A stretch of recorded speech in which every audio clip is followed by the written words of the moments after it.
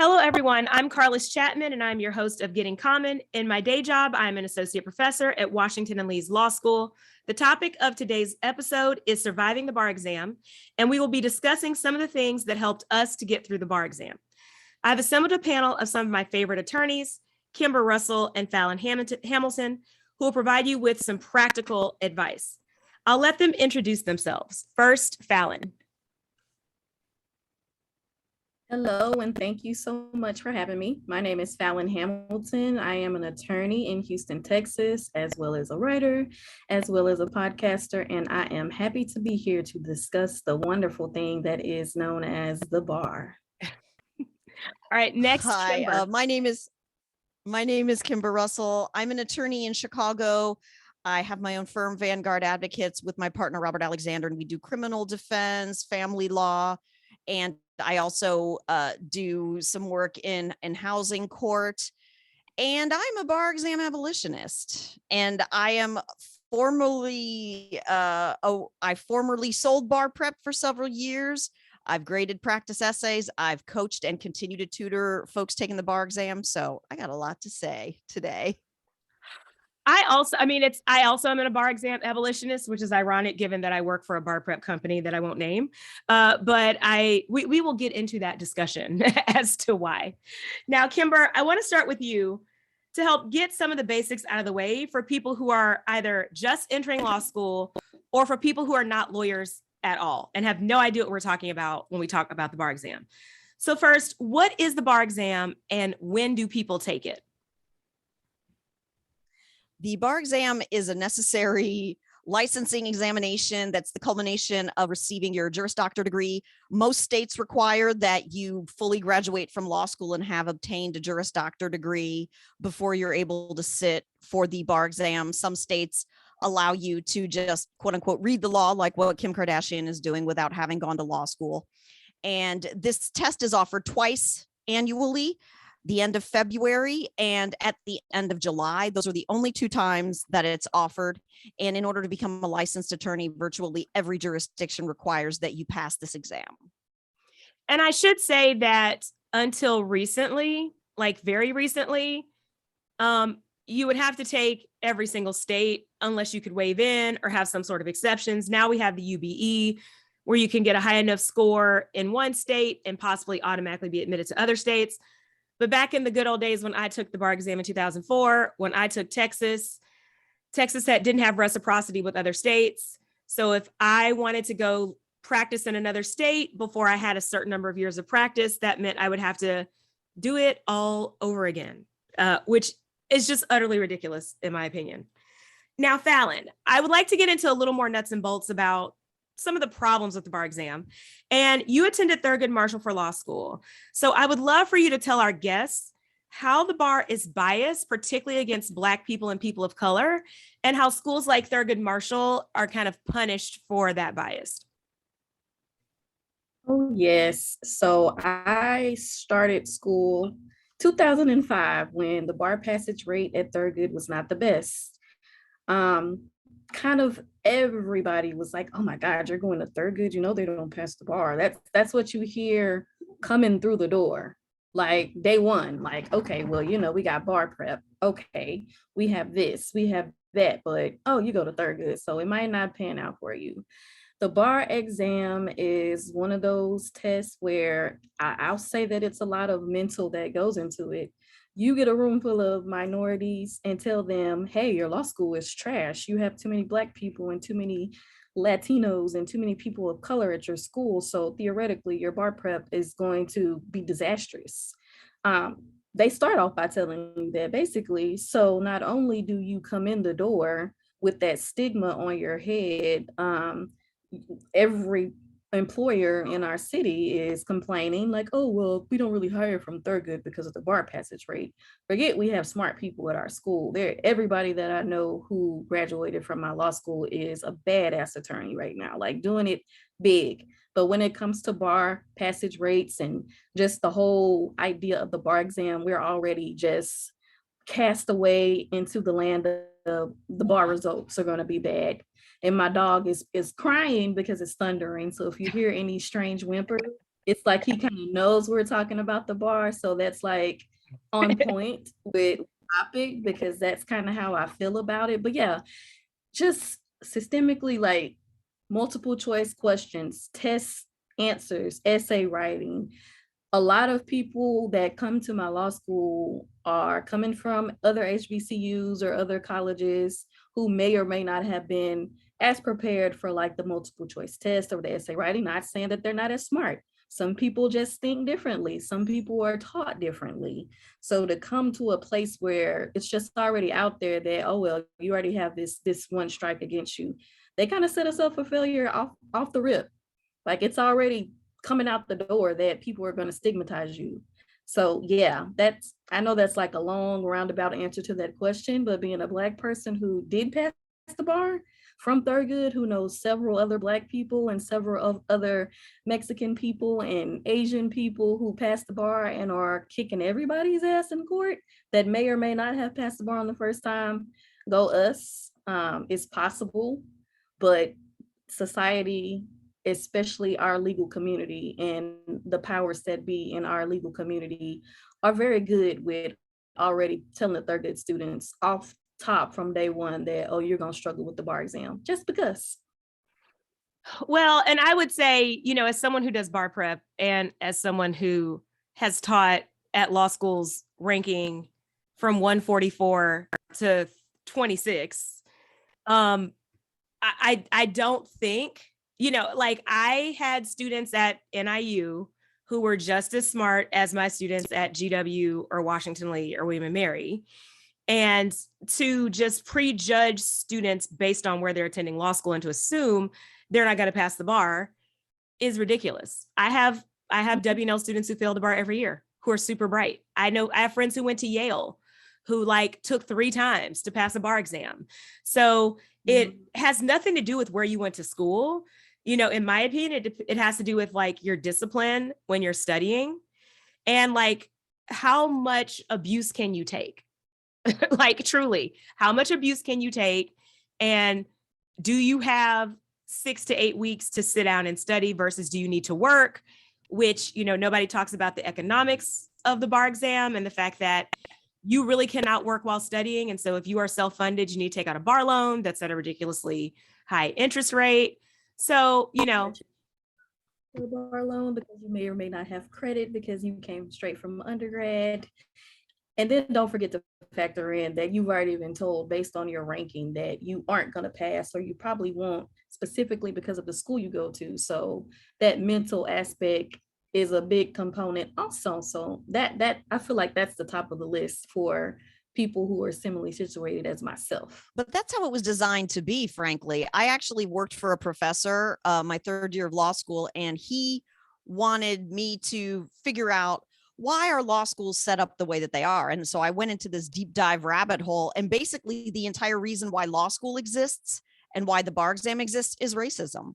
Yep. It's because every time a new group of people would come out and start advocating for their community, it started with Jewish attorneys, frankly, because the Jewish attorneys were offering lower cost services. They were competition. So suddenly it becomes necessary to be member of the bar, and only white Anglo-Saxon Protestant men could be members of the bar. And so of course we sue. We eventually get to a point where Jewish people can be members of the bar, and even Black people and things like that.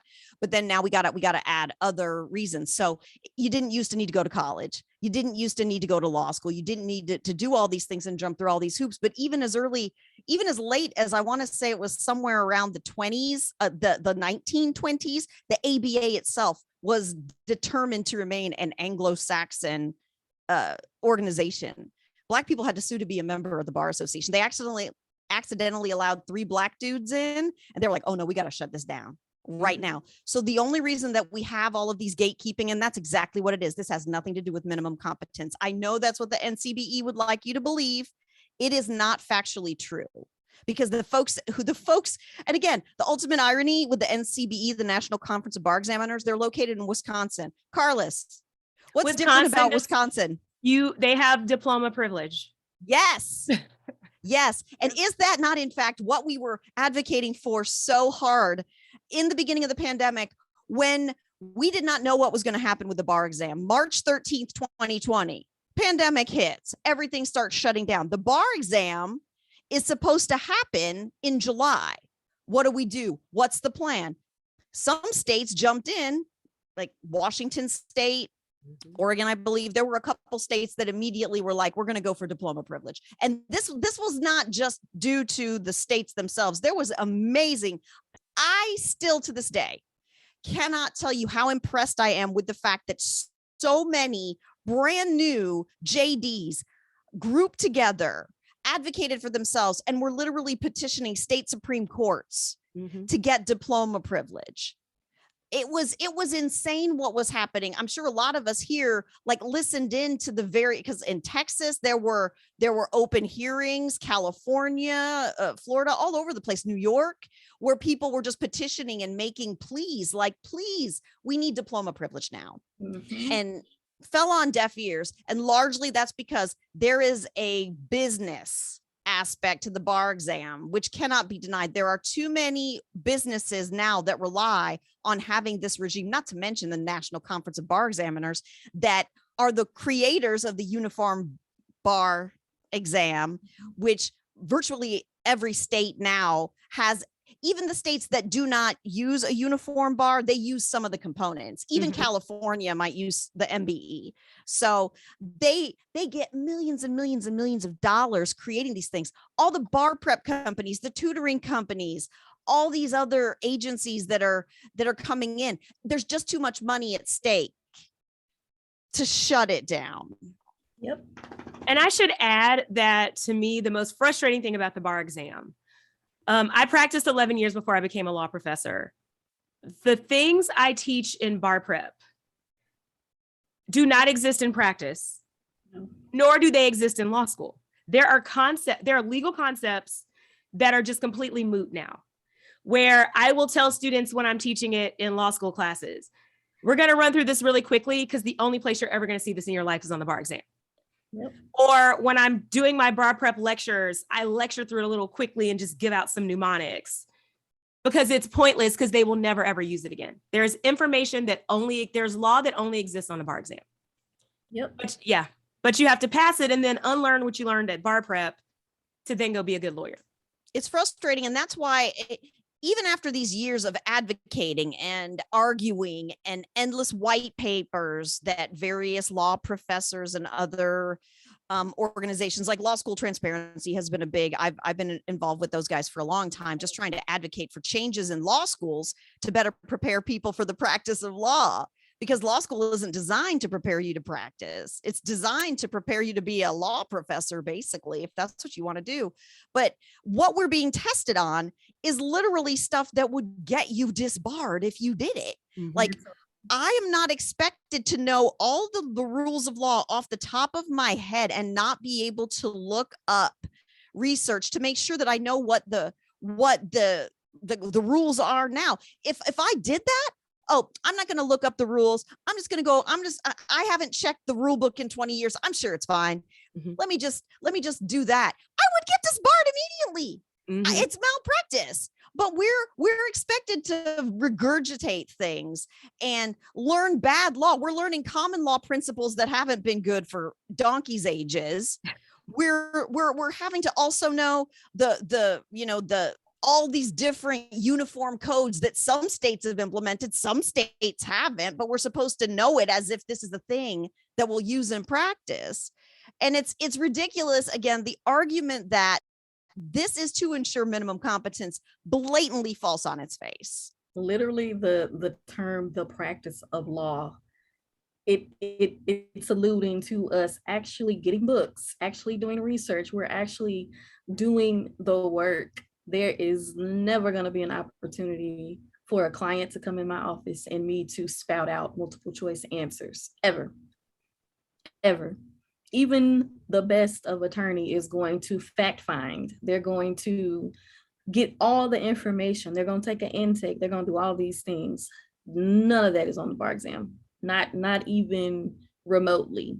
There's no part of the bar exam that's saying, this is how you go to court. You sign in. This is a notice of representation. Now you have a client. Like literally nothing on the bar exam is practical. And we picked on the multiple choice, but the essays are like scenarios that don't exist in law or fact. Absolutely not. Right. But when you think about it, Carliss, the reason that they're structured that way is because they have to be. These are 30-minute essays. They have to be designed to be done in that time. So they're going to come up with some crazy fact pattern, but they can only give you enough facts that you'll actually need to apply to the case. And this is the thing. This is my first hot tip for bar takers. Do not worry about learning the law before you start doing your practice essays, because you need to practice these essays for issue spotting. And there's always going to be some crazy issue. I can guarantee you, if there's an issue where somebody is injured and they're on their way to the hospital in an ambulance, there's going to be an accident. The ambulance is going to run into a tree and everybody's going to die. So that happens every time. There's always going to be some crazy thing that's literally some cats and jammer kids, like silent film serial slapstick that has nothing to do with when my clients come in. They're going to be like, Kimber, I need to know how to get my husband to pay me child support. What do I do? Well, let me think about what UCC2 has to say about this. Like, it'll never happen. No. Yeah. Bars, like there's bar reality and there's reality. And it's really important to know that, right? Like, don't think that helps you practice at all. Now, Fallon, and the kitchen sink approach is not the way. The kitchen sink approach, and I think this is another thing, like the problem is in law school, we're taught to literally spot every issue, even issues that you, the professor who set the essay, has not thought of, because you're not able to literally spot every single issue. Sometimes somebody's going to spot something else. They're the one that gets the A or the book prize or the Cali or whatever. They have discretion, but the bar exam is not like that. It's hit it and quit it. It's always been that way. And people are not prepared to go from vomiting everything they've ever learned about anything to getting in and getting out and moving it along. And that's a lot of the reason why people stress out and do not succeed, because they're trying to approach the bar exam like law school, and it's different, and they don't tell you that. Right. Well, and I would say this too about the issue spotting on the bar exam. You know, what I tell students is figure out what topics it is first and only spot those issues. Because I will sometimes write model answers for the Virginia bar examiners after the exam. And what I always try to do when I write the model answer, you know, they'll give it to me and say, this is a corporations essay, or this is a partnership essay. And I will write out my model answer for the bar examiners. And then I will say, oh, by the way you describe these facts also allude to this, this, and this. So it's possible for a student to completely not read this as a corporations question and read this as a contracts question. Here's why. Because I think it's important for them to know. And I hope that when I give a model answer and I tell them, as someone who teaches corporations and contracts, and knowing that every single person who's sitting for the bar exam is also studying contracts, this is what I see. I hope that it can get the student who writes it as a total contracts essay some points and doesn't make them get a 0. Because the bar examiners tell me, this is the BA question, this is the contracts question. And I'll look at it and be like, really? Yeah. But they're wedded to this rubric. And what a lot of people don't know, you imagine that the people that are grading your bar essays are spending the same amount of time that you carefully crafted it. Oh no, it may be 3 to 5 minutes per essay. They're red checking. They have a rubric. And if it's not on the rubric, you ain't getting them points. I had a student, this was a guy who was on law review, top 10% of his class, flagship state university, amazing guy. Failed the bar exam harder than I've ever seen somebody fail it, because he was under the impression that what he had to do was literally write a treatise of law for every single question. But you know what he didn't do? He never answered the question.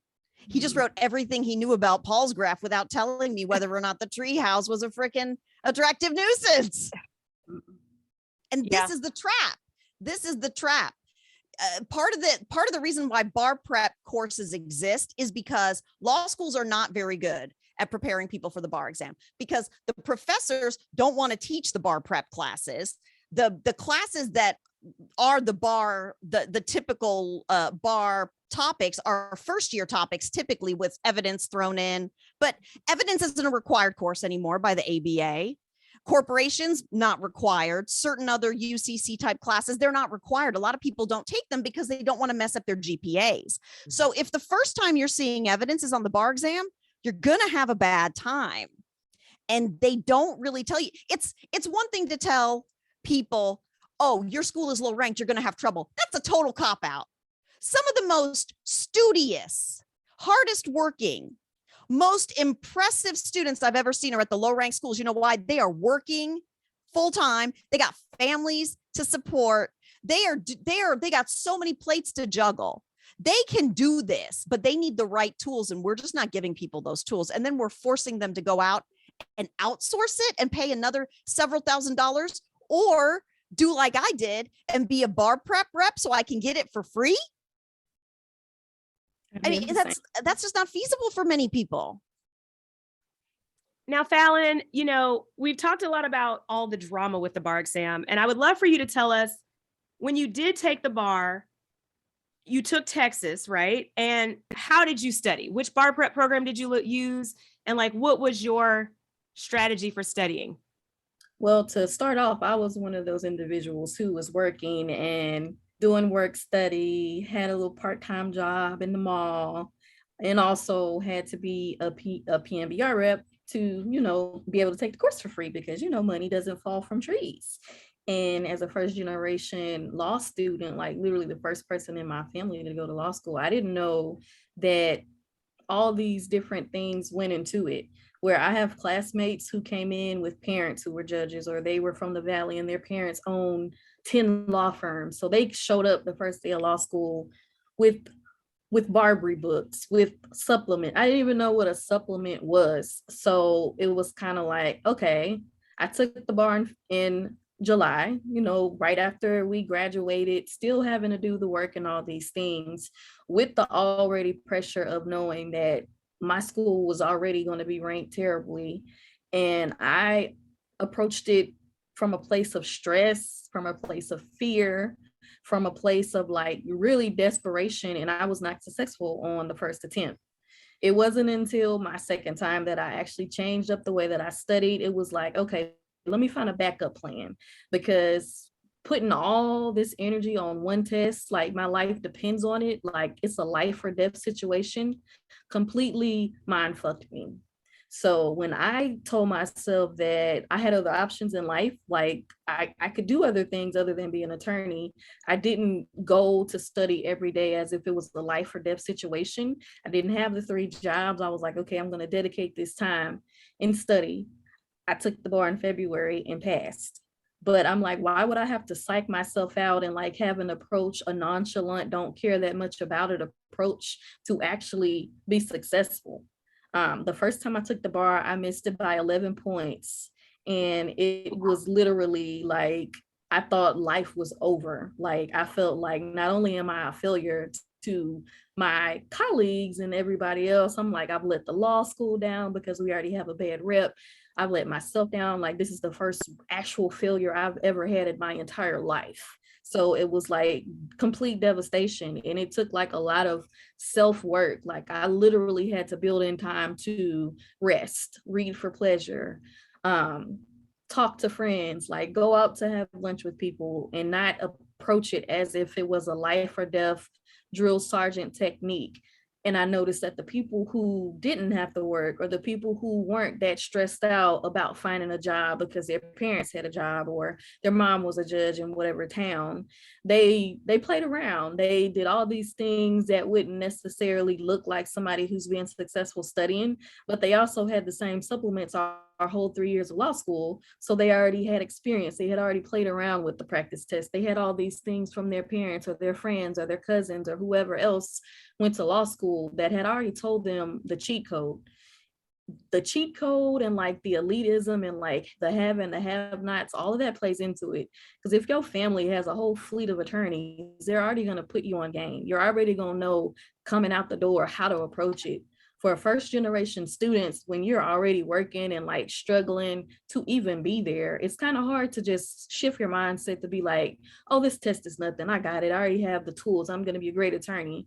and that can really screw you up. So my studying changed. I was more successful when I didn't look at it as a life or death, gotta do this type of thing, and just approached it from a way that I knew that I had options and that my life would not be over depending on what the bar results were. So I'll say don't really stress it as much. I know that's like oxymoronic to say bar exam and don't stress it, but I feel like the people who lived their lives as if everything was going to be good with that positive outset because they had money to fall back on, they already knew the ins and out of what the exam had to offer, what the tests were like, the practice tests. Just approach it like a mediocre white man. Use that mentality when you go to take your test, and then you'll probably pass. I will say the mental health, two things. One, you saying you failed by 11 points. What's crazy about the bar exam is it's possible if Fallon had taken the bar exam the year I took the bar exam, she would have passed with the exact same score. Because they move what the number is for passing. Like, you do not know when you go into the bar exam what score you need to pass. With the UBE, I think you do kind of know. It's like this state's going to be an 85 or this state's going to be a 75. But back in the day when I took the bar exam, we didn't know in Texas what the pass number was going to be. So you could have a passing score one year and it could vary from sitting to sitting, right? So the same score you got in February could be a failing score the next July, or the score that's so you just don't know. So that just adds to the stress. So I tend to agree that the mental health aspects, because so much is out of your control. And that's why I had such a hard time studying for the bar exam. Like, so much was out of my control. Nothing was predictable. And all I could do was sit and like drill multiple choice questions and kind of pray about it. So that is what you should have to do. Like, theoretically, nobody should be out here really feeling like their life will be over. And we should not be tasked with such a situation where you're jeopardizing your mental health, your physical health, like all these things for something that does not even determine how good of a lawyer you're going to be. Like, it literally has nothing to do with your capability to practice law and win cases. It literally has nothing to do with your ability to successfully run a business or venture off into a million different avenues to say that you are using your law degree. Like, none of these things matter. And your mental health, I just don't feel like a profession should be that careless about the people who are ultimately going to be upholding the bar, basically hazing them, putting them online and whipping them, and then giving them a shiny prize and then saying, hey, figure it out when you get out into real practice, because that bar you just passed is not going to help you win a court case. It truly does feel like hazing. Like, but that's what it is.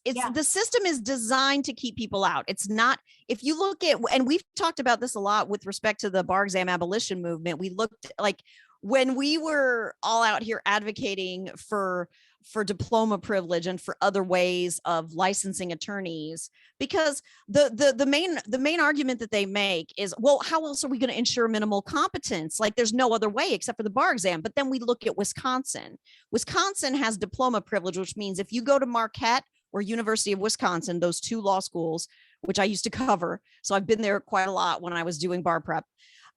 If you graduate from one of those schools, you're basically admitted to the bar within a day or two. You graduate from law school, then a couple of days later, they swear you in. Now, if it follows that you need to take a licensing exam to ensure minimal competence, you should look at their attorney discipline and see what are the kind of complaints that we're getting from Wisconsin, and does it relate to their inability to disgorge tons of contracts information? No, they don't have any more issues than other states. They're the exact same kind of issues. And you know what, the top two reasons that attorneys get in trouble, number one is they ghost their clients. They are not responsive. They don't talk to their clients, don't call them back, don't tell them what's going on. They miss court dates, that kind of stuff. And they mess with their money. Are we taught anything in law school about how to deal with money or how to set up an IOLTA account, a trust fund? No. We're not trained to do it, and we're certainly not tested on it. Sure, I can tell you about a fertile octogenarian and the rule against perpetuities, but can I tell you how to read a financial affidavit? No. I didn't even know what that was till I started practicing law. So this idea that you need to have a licensing test to ensure minimal competence is just window dressing. What this is a system purposely engineered and designed to keep people out. And it works. It Now, works. Kimber, how did you study for the bar exam when you took it? Oh, girl, I was a hot mess. So I did literally all the things that I tell people not to do. First of all, I was, like Fallon said, super stressed out. If I don't pass, I'm gonna die. I was so stressed out, I stopped menstruating for 3.5 months. So I did not literally menstruate again until the second day of the bar exam. So during the MBE, it was like that scene from The Shining, like literally at the Chicago Gleacher Center. Sorry, University of Chicago. I destroyed that chair. Anyhow, that's the level of pressure I was putting on myself, because again, I was most law students tend to be higher achievers. We've never, like Fallon said, we've never failed anything in our entire life. I'd never failed anything in my entire life. I was not prepared for this. I had 6 weeks to prepare. I had to take the winter bar exam because I had died in law school briefly, because I had put so much stress on myself that I had complete renal failure in my second year. So there is no reason why law school has to be this way. But for many of us, it really is. You can be as stressed out as you want to be or as chill as you want to be. But ultimately, the majority of us really are super stressed out the entire time, to the point where we're not sleeping, we're not eating, or we're overeating, we're not drinking, or we're drinking too much, we're smoking nonstop, we're not exercising, we're having nonstop anxiety, panic attacks, throwing up, crying jags, nightmares. I still get nightmares about the bar exam. I mean, I think we all have PTSD, and I'm not making this up. This is a fact. I still have panic attacks sometimes because I'll have a dream that I have to take the bar exam, and I'll wake up and be like, I haven't studied torts. Oh my God. So what I did was I created this crazy schedule whereby I was doing my bar prep in the morning, the lectures, and I would spend 3 hours doing outlining and flashcards. And then I would spend another 3 hours doing, practice questions and things. And it was unsustainable, completely unsustainable. I overstudied, I overprepared, I focused on the wrong things. I tried to learn nothing but black letter law, which was a mistake because I didn't do adequate essay prep. And at the time, you only got 3 graded essays. Now all the essay prep companies offer you unlimited essay grading to some extent, or at least a certain amount of essays that you're going to get graded. We didn't get that. So the first essay that I got was a commercial papers essay that I failed miserably, and that immediately put me into the mind that I gotta do nothing but study all day long.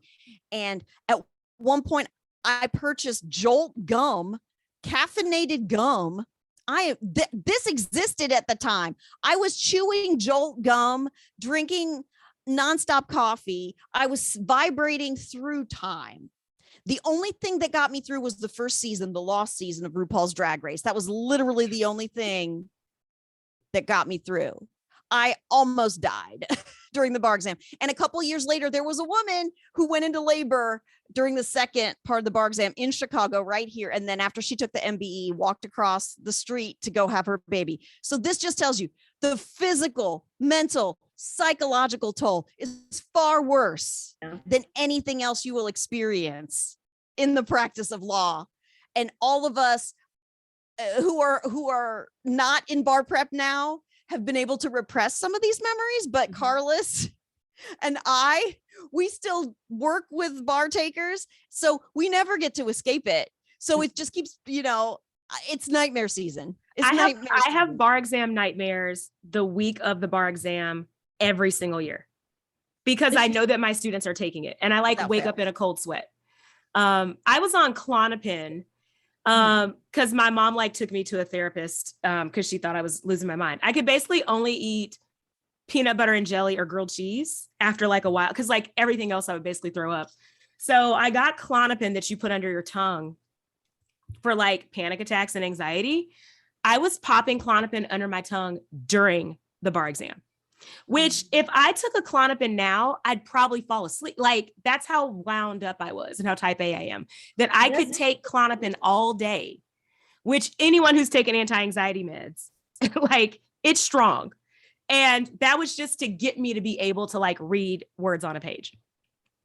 That's better than the people who would take snorting lines of coke during the bar to Oh stay. God.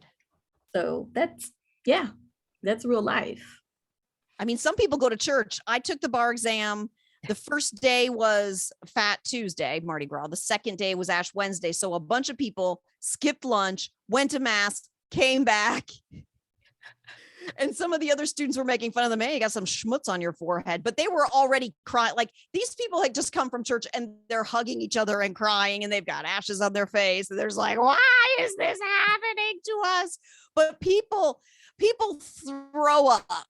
People, and again, I still want to bring up the fact that the pandemic created the most unhinged response to people just asking for basic humanity. The fact that, okay, we're going to move the bar exam online. Great. We should have taken Indiana's approach, which was it's going to be open book. We're going to give it to you. We're going to give you a certain amount of time to do the work and then turn it in. Everybody's cool. But no, that's not what happened. The bulk of people had to sit in front of their camera. They were told if they moved their eyes too much, they would be flagged. If they turned their head too much, they would be flagged. They couldn't have anything in their room with them. They were not allowed to get up for bathroom breaks. People were wearing adult diapers. Some people had pee bottles. I know you guys love to do that. Like some people were peeing in bottles or had a bucket nearby just for vomiting. But they would literally have to announce, I am getting up to go to the bathroom now, or I'm looking around because I'm thinking, like there was in California, there were something like 6,600 flags against the bar takers. And the bulk of them were like blinked too much, looked around the room, didn't keep her eyes in front of the camera. Like it's impossible what they were asking people to do. And just like, and the fact that certain states were requiring people to come in person. I know Texas had an in-person, really weird. They did it in a hotel where they had people blowing whistles in the hallway. And there were other states that just had these huge rooms where people were not allowed to bring, for a long time, they weren't allowed to bring menstrual products in. And I mean, there was all kinds of crazy stuff happening that it's got to the point where it's so fully dehumanizing and so disconnected from the reality of the practice of law that one has to ask why are we still doing this? And what can we do to support the people who are going through this now? How can we better prepare them with the tools that are available to them? But what does a future without the bar exam look like? Mm. What I tell my students is, I emphasize mental health. One, I know so many mentally ill lawyers. And let's just put that out there. Most of us. Most of us, hell, me included. Okay. Like I know, but I know so many lawyers who are mentally ill to the point of you truly need help and treatment. And I know you're never going to get it because your mental illness makes you a successful lawyer, and your lawyer is everything that you are. And therefore you are literally going to die of cirrhosis of the liver, or like, not have a relationship with your family at all and just do all these horrible things. So, I emphasize to my students mental health from day one of law school all the way through, and ask them to, no matter what, maintain your humanity. Because I would rather you fail the bar and never be a lawyer, and be the exact same person you were when you entered law school, than for you to change who you are for this profession. I think it's important that we start having lawyers practice who are whole human beings, instead of people who are robots and widgets who have just been whipped into shape to do the job. And it's unconscionable what we do. It's unconscionable what we do to law students in law school with grading. Yeah. I have labor-based grading in my upper level classes with B guarantees because I don't care about grading, and no one should. But I can't do that with 1Ls. But so I do what I can with 1Ls. But it's just really, really stupid. It's not necessary to make good lawyers, any of what we do. No, not at all. And so what I would recommend for those of you out there who are preparing for the bar exam right now, I know we're about halfway through. July 4th tends to be the kind of turning point where the folks that, you know, like the people that, and again, there's so much inequity in what Fallon was describing. Many, you know, people of color, single parents, working families do not have the time or resources to set aside an entire summer to do nothing but study. And then there's a large amount of privilege of people who have nothing but time. They've got support. It doesn't matter if they're not successful because their uncle or brother or mom or cousin or something's going to set them up somewhere, or they'll get a nice cushy place to land. It doesn't matter. They'll have time. So these guys, you know, ironically, the lack of the stress that they put on themselves makes them more successful. But what I would recommend, folks, is it's imperative that you use your time wisely and don't waste time on the BS. Your bar prep company is going to give you so much busy work to make you feel like you're getting the full value of the course, and you're spending thousands of dollars for these things. There's all kinds of bells and whistles and gewgaws, progress bars. Ignore it. Lectures, you don't need to sit there for 3 hours and listen to a lecture in you know, regular speed. You can put it on 1.5, two times speed. Go for a walk your dog, take a ride, go for a drive, clean your house, do some cooking, do something else. And you're gonna have less stress on yourself, because what Fallon was talking about, this is actual neuroscience. When you're stressed out, you cannot store new memories. How many, like in some cases, the most traumatic thing that's ever happened to you is seared in your brain. In some cases, your brain represses it. Mm-hmm. So when you have the cortisol and all the stress hormones coming through your brain, you have trouble making new memories. You can't sit here for 12 hours trying to cram torts when you're like, I'm going to die if I don't pass, I'm going to die. Nothing will get in there. You have to divorce yourself from this idea that I have to sit here and do these things robotically, just like Carliss was saying. Get out. Exercise. If you're feeling stressed out, exercise, yoga, meditation, mindfulness exercises. There's tons of great free apps or low-cost apps you can get for meditation to help you sleep. It's imperative that you sleep. There's no purpose in spending all your time studying because it's not going to sink in. Also, everybody lies. I don't care who they are. Every single person who's taking the bar exam is either lying to themselves or other people or both about how much or how little they're studying. Don't fall for it. It's a trap. Just like Admiral Akbar says, it's a trap. It's important to focus on the things that you're actually going to be faced with, and that is the multi-state performance test, which is where you're writing a letter or a memo or an argument section of a brief. Sometimes it'll be something like a leave behind at a congressional office or something. You need to actually practice what is tested. Spending all day doing flashcards is only going to benefit you somewhat, but you must practice. Read and outline those essay questions every single time. IRAC, CIRAC, crack, whatever your state says, but do that every time. You should be doing as many multiple choice practice questions as you possibly can. It doesn't matter if they're timed right now, but do as many practice questions as you can. Make sure you're reading the answers so you know why you're getting questions right and wrong. And make sure that you are doing effective black letter law review. So one thing I want to tell you, if you take nothing else away from me today, is if I see one more freaking color-coded freaking set, and I know a lot of people are like, I'm going to use pink for torts and blue for crim law. Don't do it. Every single card should be a 3.5 card, one rule of law only, one defense only. That should be it. If you have so much information on that card that it's in 0.5 font, it is not helpful. So don't cheat yourself.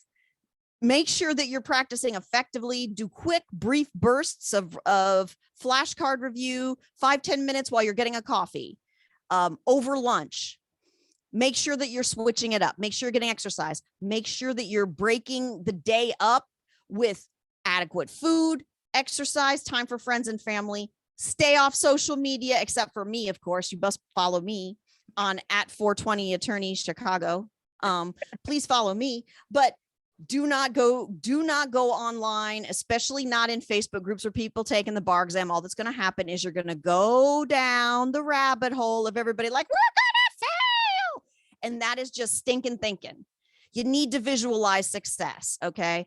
no matter what law school you went to, no matter where your rank is in the class, if you don't believe in yourself, you will not succeed. You're the only person that can convince yourself that you can do this. And I need you guys every single day to look in the mirror and say, I am passing the bar exam. I am minimally competent.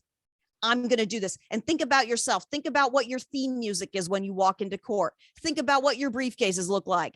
Think about the first time I want you to see yourself as an attorney, and I want you to visualize that every single day. And that's going to get you much farther than sitting here and doing 52 million hours of watching these lectures, because that is not as helpful as knowing that you believe in yourself, you're taking care of your body, and you're not getting involved in all of this petty crap that a lot of folks will get drawn into the first time they take the bar.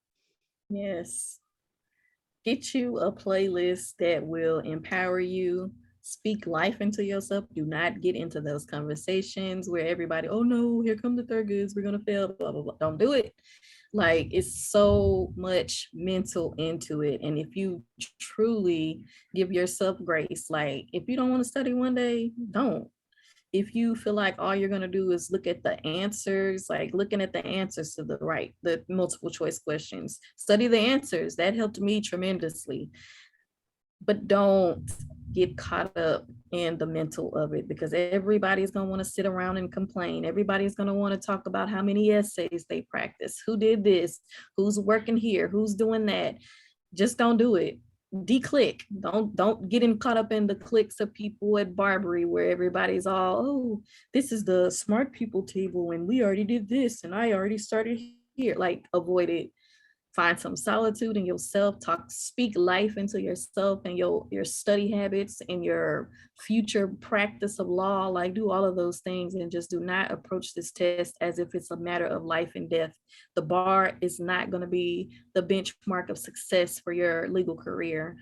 The bar, or even your law school ranking, is not going to be what's going to keep you warm in bed at night. Like, there are so many other great things that I have experienced in this life that being an attorney has afforded me that have not had jack squat to do with the bar or my law school or my ranking or even my score on the bar exam. Like, your life is going to be determined by you and what you put into it, your hustle, your grind, your character. All those things are going to be the measure of how far you go with your law degree and with your bar card. That exam, it ain't it. I will say, as far, I had one friend who I studied with the entire time, and I realized we were like-minded. She was studying at her house by herself. I would go to her house sometimes, or we'd meet up somewhere.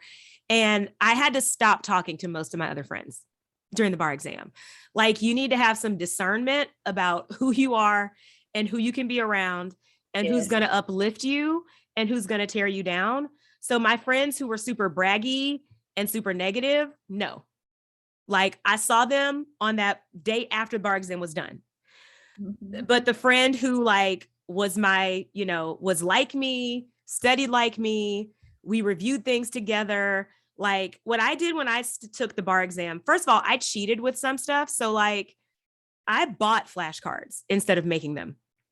And so I bought bar exam flashcards so that if I was standing in line at the grocery store, if I went to the beach with my family, which I did a couple times, I could lay on the beach and drill bar exam flashcards passively. And that's honestly, I think that got my multi-state score up, because I was just drilling, because they also repeat questions. So I drilled enough prepaid flashcards that I sat down for the bar exam and I was like, I've actually seen this exact same question before on one of my flashcards. So, buying don't be afraid to do shortcuts. The other thing that I did when I studied, I'd finish a lecture, finish an outline or whatever, and do some practice questions. And then I made myself 1 to 2 page outlines for every subject. Because back then, Texas tested 20 things. And if I could reduce it to 1 or 2 pages after the first lecture, the only thing I looked at the rest of bar prep was my outline. I did not flip through that big ass book. If I could get oil and gas in 2 pages, moved on. I just stuck and moved, because there were too many topics. And the truth is, they tell you there are like 20 topics or 12 topics or however many. They're only going to test like 6.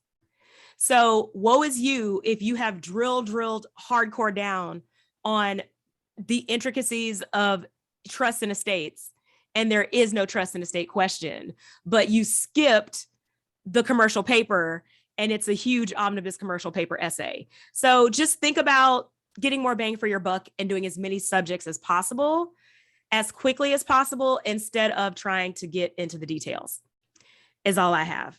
The last thing I want to ask y'all before I ask the final question, do you think it mattered what you took in law school?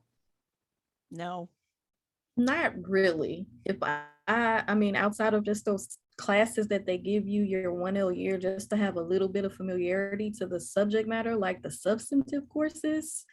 I mean, maybe if they had a test taking course or just like effective multiple choicing, that would have been helpful. But otherwise, I mean, just the method that we're taught, it's nothing like the exam, like the way that we're questioned, the tests that we take, unless you're taking like multi-state S questions, and no, it doesn't matter.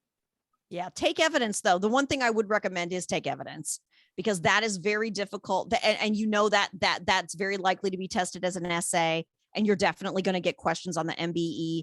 And I've seen people from University of Chicago to all these other big ass schools have real serious issues with evidence because it's not a required course and they don't take it. And it's very difficult to understand all the hearsay exceptions with just bar prep. So that's the one class I would recommend. Everything else you can pretty much pick up in bar prep using Carliss's method is exactly synthesize, reduce, inverted pyramid. So you get the least amount of stuff that's the most likely to be tested. Yeah, I would say, I have to advocate for my classes. One, evidence absolutely is important, but if your first year contracts class does not cover the UCC, take something with the UCC. Yeah. Yeah. Because if you see the UCC the first time, UCC and evidence are the two things that if you see them the first time in bar prep, it's not going to go well for you. So my last lightning round question, we only have a few minutes left. Do you think we'll ever abolish the bar nationwide? I'll start with Fallon. Do you think we'll ever abolish the bar? I think eventually, yes, but I don't think it's going to happen anytime soon. What do you think, Kimber? I'm somewhat skeptical, because I thought that if there were ever a time for the NCBE and all the various jurisdictions to come together to actually realize what a travesty this whole thing is, it would be during the pandemic. And the fact that we just continued to make this test even more miserable and more inaccessible for more people. I would love for it to be abolished, but I'm not hopeful it's going to happen in my lifetime. I agree with y'all. I don't think I'll ever see it abolished. And, in light of that, what I advocate for is changing it. I don't see why you can't take the multiple choice after your first year of law school. Like, why? Like, you take all those subjects the first year of law school minus evidence. So why not add evidence to the first year curriculum and take it the summer after your first year? And then, if you don't pass it, the reason I advocate for the multi-state after the first year especially is if I'm going to fail the multi-state, maybe I don't want to stay in law school. Right? Like, Fair. Right. And like they give the baby bar in California to people who have just read. Why can't there be the equivalent for people who have paid $100,000 to go to XYZ school? And I think it could happen because a lot of the things that were adopted by the uniform bar exam originated out of California. So, I mean, if California led the way, because California is one of those states that doesn't have reciprocity because they have a lot of unaccredited law schools, and they allow anybody to just roll in and read the law like Kim Kardashian is doing. So if California adopted some model like that, I think, and if Texas maybe did it, if one of the bigger states did it, I think we could see some movement. And the NCBE is changing the exam to make it more reflective of practice, but we'll see. We'll see what I'm not holding my breath. Me either. Well, I just want to thank my guests. Thank you all for joining me on this episode. Thank you all for tuning in to Getting Common. If you ever miss an episode, you can catch the rebroadcast anywhere podcasts are played, including Spotify, Apple Podcast, and on the Voice America Network. We also upload the videos to our YouTube channel, so you should subscribe to that so that you get instant notifications. Feel free to send me emails through the show page, or you can reach out to me on social media. I am at Carliss C on all platforms. And Kimber, go ahead and throw out your Twitter handle. I am at 420 ATTY Chicago. And Fallon, what are you on social media?